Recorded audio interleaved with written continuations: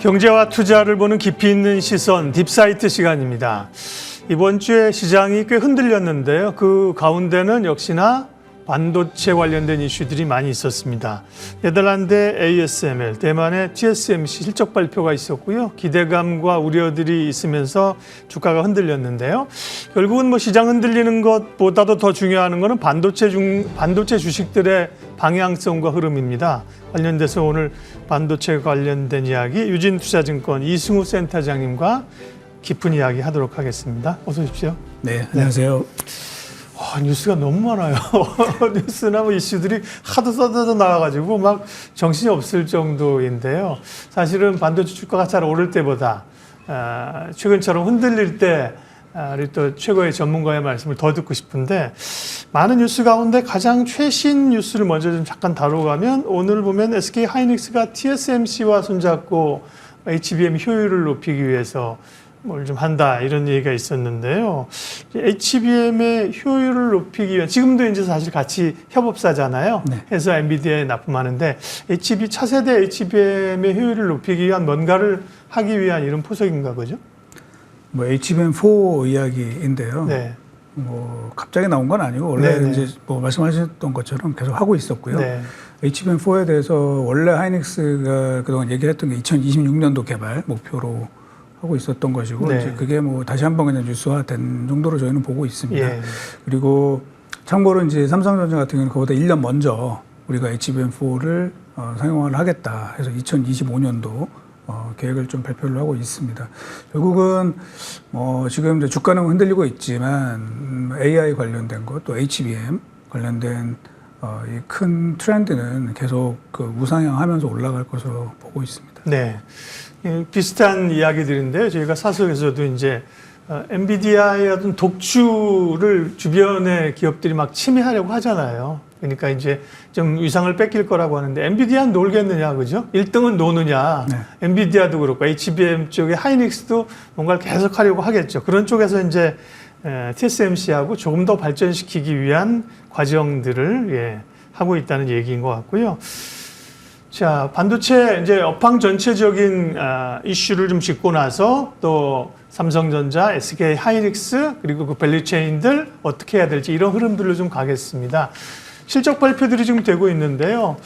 ASML은 그러니까요, 실적이 좀 안 좋았고, TSMC는 좋은 것 같았는데 또 어제 보면 가이던스에 대한 약간 불안감이 좀 있었고, 삼성전자는 또 실적 잘 나온 거고요. 네. 지금까지 주요 반도체 기업들의 실적 평가 좀 해주시죠.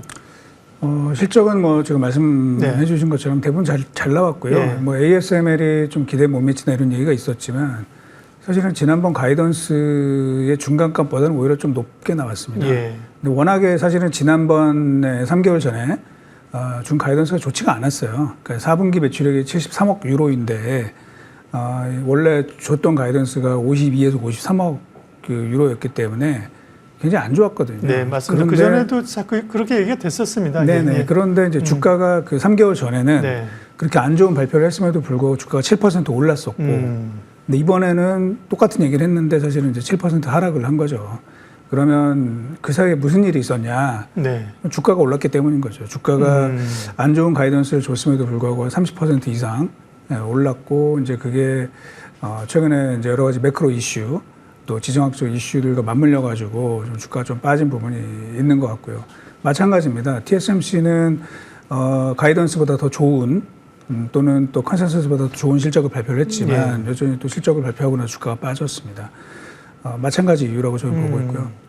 반도체는 아니지만 넷플릭스도 상당히 좋은 실적을 발표했지만 여전히 실적 발표의 주가가 이제 빠지고 있습니다. 물론 다른 이유도 있었겠지만, 전반적으로 현재 주식시장을 좀 좌우하는 그런 변수는 사실 기업들의 실적도 물론 있겠지만, 그거보다는 좀 전에 말씀드린 우리 이제 파월이 약간 또 입장을 뒤집은 다음에 이 매파적 발언들이 굉장히 많이 나오고 있고요. 이제 그러면서 금리가 또 많이 올라가고 있는 상황, 또 이스라엘, 이란 문제는 여전히 불확실성에 현재 휩싸여 있는 상황, 이런 것들 때문에 주식을 좀 줄이려고 하는 그런 수급 움직임이 있습니다. 그래서 어제도 이야기가 나왔었지만 캘퍼스 같은 데서는 한 250억 달러의 주식을 비중을 줄인다, 이런 얘기가 있었고, 오늘 아침에도 보니까 골드만삭스에서 CTA 펀드 같은 경우에서도 예. 한 420억 달러의 주식 비중을 줄인다 뭐 이런 이야기들이 나오면서 그동안에 아무래도 많이 오른 주식을 중심으로 해서 좀 비중을 줄이는 이런 수급 흐름이 있다 이렇게 보고 있습니다.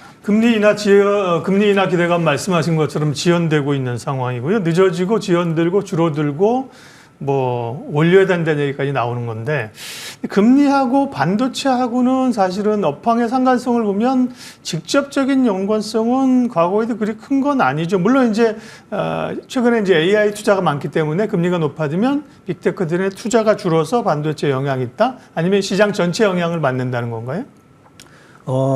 네, 사실은 이제 예전에 비하면 줄어든 게 맞습니다. 예. 그러니까 예전에는 특히 테크 기업들, 네네. 반도체 기업들이 아무래도 이제 미래 성장성에 대해서 우리가 밸류에이션을 많이 하다 보니까 이제 금리가 높아질 때 영향을 많이 받았는데 사실은 네네. 지금은 그렇지 않거든요. 그렇죠. 지금은 예. 이미 실적이 굉장히 잘 나오고 있습니다. 예. 그리고 뭐 아시겠지만 빅테크들이 현금도 되게 많이 보유하고 맞아요. 예. 있기 때문에 예전과 분명히 다른데 제가 말씀드리는 거는 주가가 많이 올랐다는 거죠. 주가가 많이 오르게 되면서 이제 금리가 저 정도 올라가게 되면은 그런 큰 연기금 펀드에서는 사실은 해치 차원에서 지금 뭐 5% 수익률이 나는 무위험에 가까운 그런 채권 투자 쪽으로 많이 이동을 할 가능성이 있고요. 포트 구성 차원에서 그렇습니다. 예. 그게 결국에는 지금 이제 말씀 주신 것처럼 시장 전체의 이 밸런스를 좀 바꾸는 네. 이런 역량이 좀 있을 것 같다는 것입니다.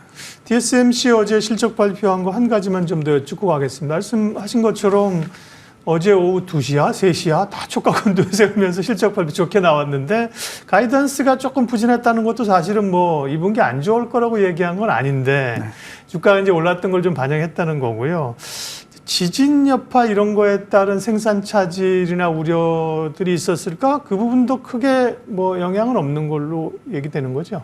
네, 그렇습니다. 뭐 4월 3일 날 지진이 났었고요. 그 이후에 불과 이제 몇 시간 안에 70% 이상을 복구를 했고 네. 3일 안에 100% 복구를 했고요. 그다음에 정전은 없었다고 이야기를 했습니다. 그래서 흔히 말하는 이제 wafer in process, 즉 장비 안에 들어가 있는 그 웨이퍼들 몇 개만 골라내고 나머지는 다 복구를 했기 때문에 예. 사실 큰 영향은 없고요. 이제 그 관련된 비용이 일부 나올 텐데 그거는 이제 2분기 실적에서 GP 마진 한 0.5% 포인트 정도 내릴 수 있는 정도에 그친다. 그래서 직접적인 영향은 크지 않다라고 봐야 될 것 같습니다. 네. 그러게요. 대만에 뭐 옛날처럼 뭐 지진이 나서 그러니까 이 생산적 측면에서 국내 기업들에 도움이 됐다. 이것도 이제 옛말인 것 같고요. 대만이 흔들리면 뭐 같이 엮여서 그죠. 네. 부정적인 영향이 많은 것 같습니다. 그 예전에는 네. 이제 그런 게 있었죠. 그러니까요. 99년도에는 그 지진이 타이페이에서 났었거든요. 지진 혹은 정전 있고. 네, 타이페이는 그때는 굉장히 좀 타격이 컸고 실제로 네네.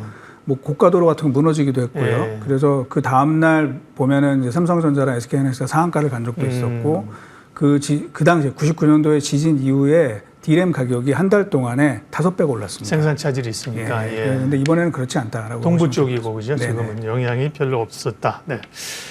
예, 이승훈 센터장님 만나 뵙고 있습니다. 결국 이제 반도체 얘기를 하려고 하면 AI 윗단으로 올라가서 엔비디아의 흐름을 봐야 되는데 물론 뭐 엔비디아 사도 됩니까? 어디까지 가야 됩니까? 센터장님께 못 였겠지만 엔비디아의 최근 경향, 그다음 많은 그 도전자들, 그래서 이제 5월에 발표하는 5월 22일이요. 엔비디아의 실적을 굉장히 주목하고 있는 것 같습니다. 이 실적 추정이라든지요. 네, 엔비디아의 그 아성은 흔들리는 건가요? 아니면 견조한 건가요?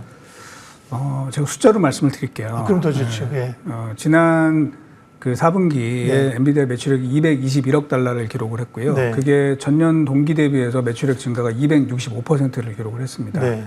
그리고 엔비디아가 준 가이던스가 있는데 그게 이제 이번 1분기겠죠.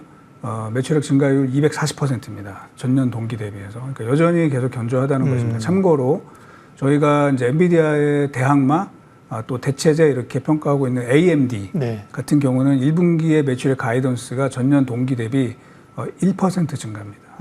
그리고 브로드컴이라는 회사가 또 있죠. 거기도 올해 가이던스를 줬는데요. 작년 대비해서 한 40% 매출이 증가한다고 했는데 그게 M&A 효과가 있기 때문에 그거를 네. 발라내서 계산해 보면 매출 성장률은 한 7%에서 8% 정도 됩니다. 말씀드리고 싶은 거는 이제 뭐 많은 그 엔비디아의 그 안티한 세력들이 이제 좀 준비를 하고 있는 거는 사실이에요. 하지만 여전히 실제 퍼포먼스에 있어서는 좀 압도하고 있다. 그게 현실이 아닌가 저희는 그렇게 좀 보고 있습니다. 네. 이게 중요한 말씀이죠. 우리는 이제 매일 하루하루의 주가를 보고 하루하루의 뉴스를 보다 보니까, 그죠? 야, 엔비디아도 이제 상당히 흔들리는구나, 이렇게 생각하는데, 지금 말씀하신 숫자로 얘기한다는 건 숫자를 들어보세요. 알아서 판단하세요. 이거잖아요. 그죠? 게임이 안 되네요. 그죠? 네. 1분기, 지난 4분기는 지나고 보더라도, 그죠? 1분기에 매출 가이던스가, 네. 엔비디아는 240%, 경쟁사는 1%, 7에서 8%, 그죠? 네. 압도적이라는 겁니다. AI 그만큼 이제 또 AI에 대한 수요가 살아있다는 걸 방증하는 걸 텐데, 그 빅테크 기업들의 AI를 둘러싼 경쟁 구도는 어떻게 보세요? 계속 돈이 들어가는 그런 흐름인가요? 이런 데이터 센터 쪽으로 결국? 뭐 네. 그렇죠. 예. 예, 지금 그 빅테크들 입장에서는 여기서 우리가 뒤처지게 되면 그렇죠. 영원히 뒤처진다는 그런 불안감이 있기 때문에 예. 어떻게 보면 좀 과도해 보일 수도 있어요. 그렇지만 여기서 투자를 멈출 수는 없는 거죠. 그래서 일단은 좀 달려야 되는 상황이고, 그러다 보니까 상당히 뭐 높은 가격을 주고라도 칩을 좀 확보하는데 혈안이 되어 있습니다. 과거에는 그 AI 붐이 있고 나서 이제 흔히 말하는 AI 겨울이 몇 차례 도래한 적이 있었거든요. 이제 그 당시에는 AI에 관련된 투자를 정부 주도하에 이게 주로 진행이 됐었습니다. 우리 잘 알고 계시는 그러니까 달파라고 하는 데서 이제 AI 투자를 주로 진행을 했었는데, 그러다 보니까 이제 예산이 좀 바뀌거나 뭐 이럴 때 이제 급격한 이 축소가 오고 그랬었거든요. 근데 지금은 아시는 것처럼 기업들이 자발적으로 지금 투자를 하는 거라서 급격한 냉각 사태가 오진 않을 것으로 저희는 보고 있습니다. 네. 반도체 그리고 반도체에 에너지를 공급하는 AI 관련 흐름들 살펴봤고요. 국내 기업들 대응 전략으로 바로 넘어가겠습니다. 뭐 이 아파트에서도 시황 관련해서도 여쭤볼 게 많긴 합니다만, 실질적으로 투자자들께서, 시청하는 분들께서 더 궁금하신 거는 그래서 내 반도체 주식은 어떻게 되냐고요. 이 부분이 궁금하실 테니까요. 그 부분을 일단 가도록 하겠습니다. SK 하이닉스를 모두에 말씀드렸습니다. 이제 TSMC하고 협업도 얘기를 했는데, HBM으로 사실은 어떻게 보면 독주하면서 주가도 삼성전자와 상당히 격차를 벌리고 오지 않았습니까? 네. 그런데 HBM에 대한 경쟁력 얘기도 있고, 네. 또 뭐 여기도 조금 이제 애널리스트 사이에서 좀 이견이 있는 것 같습니다. 네. SK하이닉스는 당장은 1분기 실적이 지금 25일이요. 네네. 주목하는 것 같습니다. 실적 네. 추정은 센터장님은 어느 정도 하고 계세요? 실적은 뭐 잘 나올 것 같고요. 네. 왜냐하면 마이크론도 잘 나왔고 네. 삼성전자도 잘 나왔기 때문에 당연히 뭐 하이닉스가 제일 잘하는 회사이기 때문에 네. 지금 잘 뭐 2조 원대 초중반 뭐 이 정도 영업이익이 나오지 않을까 봅니다. 4분기가 3천억 약간 넘었던 수치였기 때문에 아주 크게 좀 개선이 될 것으로 기대를 하고 있습니다. HBM과 관련해서는 사실은 뭐 독보적이었는데 어찌 됐건 간에 마이크론도 엔비디아의 양산에서 공급을 한다. 이렇게 지금 발표가 나왔고, 네. 그다음에 곧 제가 봐서는 뭐 삼성전자도 이미 일부 제품은 엔비디아의 인증을 받고 지금 들어가기 시작을 했고요. 하반기 때는 HBM3E에서도 뭐 상당히 많은 물량이 들어가는 것으로 제가 알고 있습니다. 그렇게 되면 하이닉스가 그동안 누려왔던 이 어떤 독보적인 경쟁력, 요거에 대해서 이제 시장에서 좀 의심을 하겠죠. 네. 하지만 뭐 아직은 제가 볼 때는 뭐 하이닉스가 가장 유력한 그런 업체로 볼 수 있습니다. 다만 그와 관련해서 이제 저희는 밸류에이션을 좀 주목을 해야 된다고 보고 있습니다. 최근 한 10년 정도 흐름을 보면은 사실은 하이닉스는 PBR 밴드의 상단을 넘어서 있는 상황이에요. 이제 그와 관련해서 이제 해석을 어떻게 해야 되느냐 여러 가지 저희가 고민을 해봐야 되겠지만 물론 이제 HBM의 경쟁력 차이 그 부분도 저희가 하나 요인으로 볼 수 있고, 또 하나는 작년에 하이닉스가 사실은 적자가 났어요. 그래서 BPS가 줄어들었기 때문에 또 PBR이 올라간 부분이 있습니다. 근데 그런 부분들은 이제 조금 정상화될 가능성이 있지 않을까라고 생각을 하고요. 반면에 상대적으로 처져 있었던 삼성전자는 밸류에이션 갭이 지금 너무 큰데 뭐 HBM에서 조금 다시 한번 경쟁력을 조금 회복할 수 있는 부분을 보여준다면 그 갭 차이를 좀 줄일 수 있지 않을까 예. 그렇게 기대를 합니다. 지금 보여드리는 표가 삼성전자하고 SK하이닉스의 PBR입니다. 네. SEC라는 게 파란색이 이제 삼성전자를 말하는 것 같고요. SKH, 이게 이제 SK하이닉스인데, SK하이닉스가 말씀하신 것처럼 PBR 기준으로 과거에 이제 한 상단이 2배. 최근 10년 동안은 그런데 예. 과거를 더 2010년 이전으로 이제 가보시면 예. 뭐 2.6배, 2.7배 간 적이 있어요. 예. 그래서 뭐 그럴 수도 있겠다라고 생각은 네. 하긴 하지만 네. 어쨌든 조금 이제 우리가 경계해야 되는 네. 그 구간에 들어간 건 사실이다. 그에 비하면 삼성전자는 지금 PBR로 보면 한 1.5배, 1.4배, 4배, 한 2배까지 저 갭을 메꿀 수 있는 여력이 좀 있다. 뭐 저는 그렇게 보고 있습니다. 네, 그러게요. 하이닉스 실적은 자고 나면 가이던스가 바뀔 적으로 좋은데 그거를 이제 주가 측면에서 밸류로 보게 되면 갭이 있고 삼성전자의 여력이 좀 더 있다는 말씀이신데 그럼 삼성전자 얘기로 그럼 가면요. 삼성전자는 일단 광범위한 제품이 있겠습니다만 HBM 쪽에서도 상당히 속도를 내고 있는 것 같습니다. 기존에 8단인데 12단 나오다가 또 16단까지 나오는 상황이고요. 삼성전자의 HBM을 포함한 그 상황이 어떤지 좀 전해주세요. 네. 그 HBM은 뭐 삼성이 많이 늦었습니다. 네. 그래서 HBM3는 SK하이닉스보다 한 1년 정도 예. 뒤쳐져서 지금 양산이 시작이 됐고 HBM3E도 지금 사실은 마이크론보다도 양산이 조금 늦어지는 부분이 있거든요. 네. 그런데 HBM3E 12단에서는 뭐 최소한 경쟁사와 동등 수준 아니면은 오히려 조금 빠른 수준으로 양산이 시작될 것으로 보고 있고 HBM4는 사실은 이제 올해 얘기는 아니고 이제 내년 이후의 이야기일 텐데요. 16단 HBM4는 먼저 하겠다.